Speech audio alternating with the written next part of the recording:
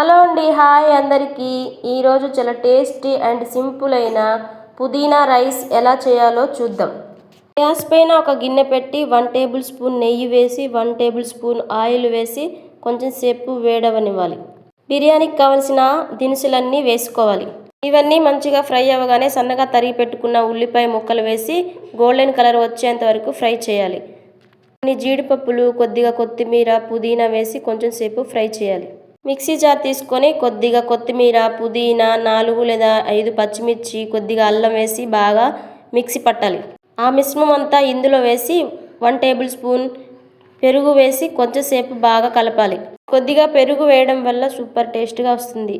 చిన్న మిల్ మేకర్లు ఉంటే వేసుకొని కొంచెం సేపు ఫ్రై చేయాలి. మిల్ మేకర్లు వేయడం వల్ల పులావ్కు మస్తు టేస్ట్ వస్తుంది. ఈ మిశ్రమం అంతా కూడా దగ్గరికి వచ్చేంత వరకు ఫ్రై చేసి వేరొక గిన్నెలో బాస్మతి రైస్ తీసుకొని కొంచెంసేపు కడిగి అలా నానబెట్టుకొని ఉంచుకోవాలి.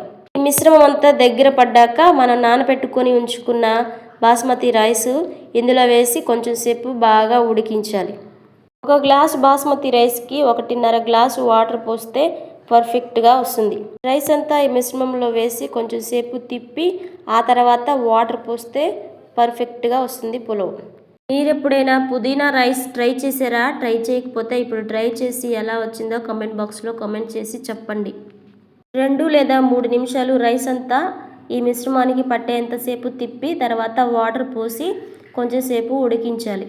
నేనైతే 1 కప్పు బాస్మతి రైస్కి 1.5 కప్పు వాటర్ తీసుకున్నాను. పులావ్ అయితే చాలా పర్ఫెక్ట్గా వచ్చింది. కొంచెంసేపు మూత పెట్టి తర్వాత మూత తీసి 1 టేబుల్ స్పూన్ లేదా హాఫ్ టేబుల్ స్పూన్ ఉప్పు వేసి మీ రుచికి తగినంత ఉప్పు వేసి కలుపుకొని మళ్ళీ కొంచెంసేపు ఉడికించాలి. రైస్లో నుంచి వాటర్ అంతా వినికిపోయేంత వరకు ఉడికించాక గంటతో చిన్నగా తిప్పి చూసుకోవాలి. ఇంతే అండి, ఎంతో టేస్టీ అండ్ సింపుల్ అయిన పుదీనా రైస్.